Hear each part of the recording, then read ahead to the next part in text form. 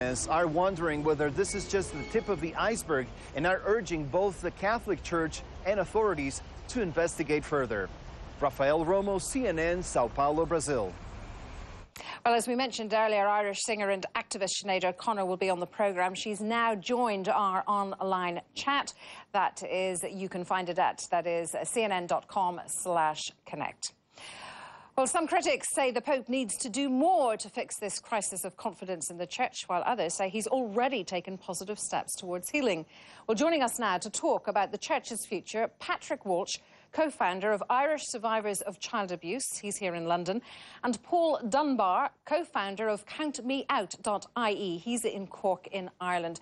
Paul Dunbar, your website, Count Me Out, basically gives guidelines to people who want to defect, leave the Roman Catholic Church. 8,000 or more people have filled out the forms and hundreds of emails have been sent. Why are you encouraging them or helping them? Is it because you believe that the Church is incapable of reform from within? Well, I think really is what we're doing is enabling people who already feel outside of the faith to make that official. So I would suggest that most of the people that use our website would already have lost faith in the Catholic institution and more so in the religion. And they feel comfortable enough to have their own spirituality and their own faith. And therefore, they want to leave that institution because of all of the abuse scandals that have come out.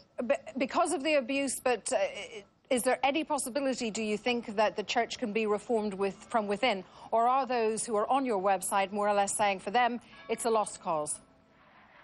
I would suggest most of the people using our site would suggest it's a lost cause, yes. But I do think there's opportunities for reform, and I think they need to look at the things like the hierarchy, the patriarchy, the culture of secrecy, and also the other things like celibacy and contraception. If they can address those, then perhaps they can right the wrongs that have happened in the past. All right, let me turn to Patrick Walsh, who's here in London. Patrick Walsh, you were abused for 14 years, and some would say perhaps miraculously, you have held on to your faith and do believe that the Church is capable of reform. Yes, Fionnuala, I really do believe, and having read the Pope's profuse apology, the most extraordinary document to come out of the Vatican for a very great number of years, I'm heartened by what the Pope has said, and that action will be taken to address this very serious issue that is troubling the Roman Catholic Church at this time. You don't agree with the view held by many that the Church has been caught on the back foot of this, that there is no accountability, that there is no transparency, and that story after story emerges in the media, and the Pope and indeed the Vatican Press Office find themselves having to defend themselves. What gives you succour that reform, wide-scale reform, will come from within? Well, I believe in the words written 10 days ago by the Pope.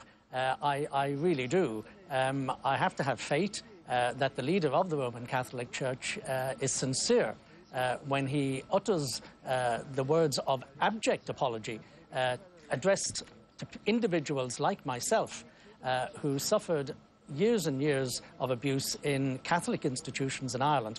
But may I just say something? There's another side to this scandal, at least from the Irish perspective, and it's this, that all of this abuse didn't happen within in a political vacuum.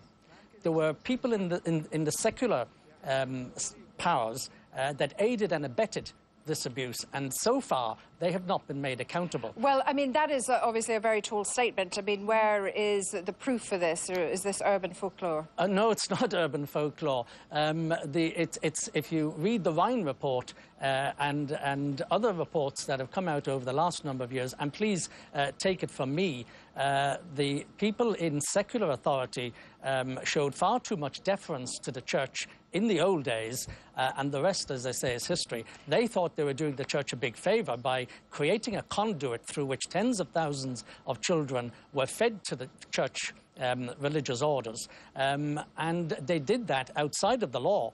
And that's why, of course, the secular powers have paid out 1.2 billion euros in compensation.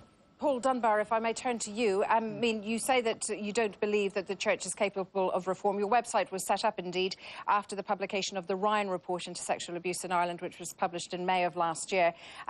Do you take on board the Pope's pastoral letter a couple of weeks ago to the Irish people as being a start in the healing? Yeah, it is a start to the healing, but I think it's the start of a process. It's by no means drawing a line under it.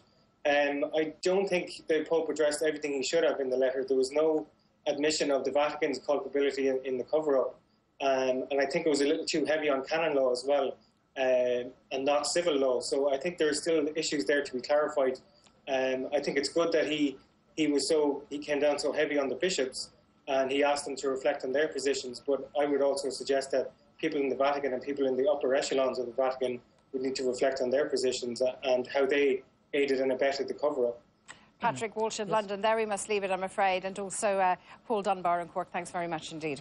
Now, just ahead, campaign for confession. Singer Sinead O'Connor tells us why she feels the Pope's apology for child sex abuses in her native Ireland that we've been hearing about is so offensive. Stay with us.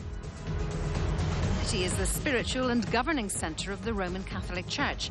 It's been considered an independent country since 1929 and is the smallest sovereign state in the world, with a population of about 1,000. The Vatican has diplomatic relations with about 175 countries, and it even has its own post office, telephone system and radio station.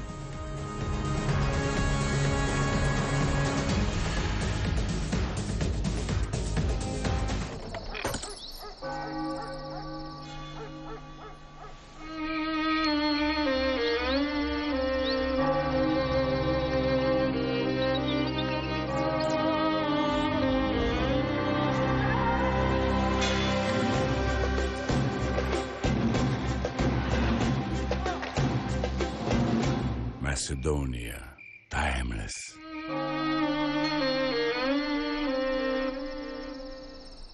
Tuesday on Inside Africa. Ghana. Black gold, blessing or curse? We take a look as Ghana gets primed for big oil. Still learning at 99 what this recent business school graduate is teaching his fellow alums. And beads, lots and lots of beads, the vibrance of Ghana's colourful tradition. That's this week on Inside Africa. Tuesday, only on CNN. In association with Zenith Bank. Transparency is important because people like to see how things are done. I think in many ways it helps people trust us and trust the process. You know, we're hiding nothing here. Even on the show, when we're live, if something goes wrong, we'll show it to you. I'd like Backstory to be known for pushing the envelope. I'd like it to be known as something that breaks ground. What we're going to show you is a really interesting side of that story that isn't going to be in the main newscast. Backstory, coming up next on CNN.